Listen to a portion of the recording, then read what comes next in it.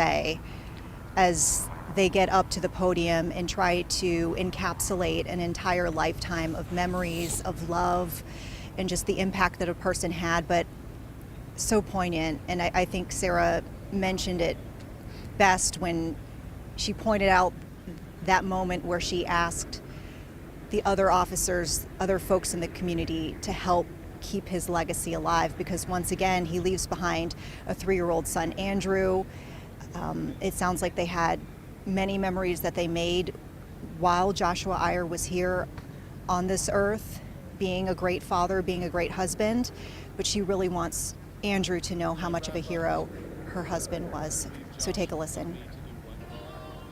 So if you really want to honor him, please help me by maintaining his legacy through Andrew. Help me teach him about who his daddy was and what he meant to each of you.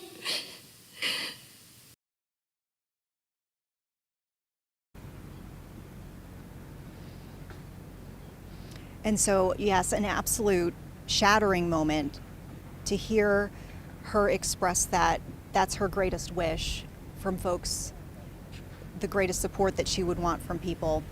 But as we take a look now, as we get ready to see folks streaming out from this service, I just can't help but reflect upon some of the amazing memories we heard from his best friend, from folks who worked alongside of him. We heard terms used like steadfast, stern, serious, an amazing soul, though. It sounds like there might have even been a little bit of playful ribbing and playful competitiveness about him, all in good fun, though. And I don't want to speak for you all, but listening in on this service, I felt like I laughed as much as I cried, just hearing what an amazing person he was, what he brought to our community. And I think this was probably a moment a lot of the community needed, a cathartic moment to kind of just express what he meant to them.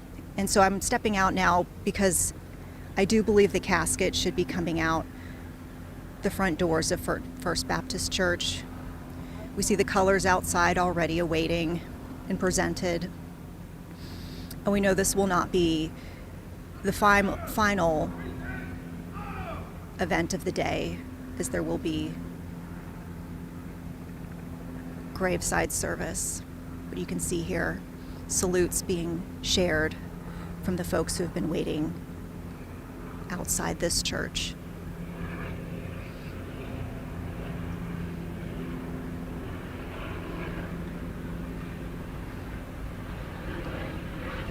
We should say from this point, the casket will be driven via procession down to southeast Charlotte to Sharon Memorial Park, where we should say 2 other officers who died in line of duty are also laid to rest as well, a well-known cemetery in Charlotte, after we watched just what was a powerful and also important ceremony. As Charlotte says, goodbye to one of its finest. As his wife said, it was important to her, and I think we all got a better appreciation for who Josh Eyer was. She asked that he not be remembered just as a hero, but actually as a 3-dimensional person. We heard from friends, coworkers alike, share bittersweet and in some cases humorous stories. His best friend explained how he was a fine purveyor of memes and loved comics and hated that his friend was going to miss out by greeting him tomorrow morning with "May the 4th be with you," a Star Wars reference. Coworkers talked about it. He was a stickler for rules, and he had road rage even when he wasn't driving. Just directing traffic. Just directing traffic because of pesky Charlotteans and how we sometimes are accused of driving. And as well as we heard a story from a detective that he worked with there in university in North Tryon about how he would blow out a knee to nab somebody with an open container. He followed up with the saying, "True story, it happened." Little nuggets like that are so important in the grieving process, but also in the acknowledgement process. somebody who served his community, served his city, served his country, but also, as the person said it, I think it was the chief, he was a really good guy. He was a good person. And we've heard that time and time again from friends, coworkers, and his wife.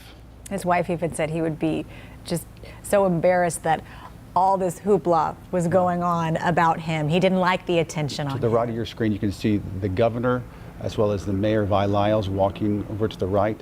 Behind her is Attorney General Josh Stein. And to the left, we saw the city manager, Marcus Jones, as well. And right there you can see one of the officers that spoke, Officer Nicholas Ferreira. He just came out.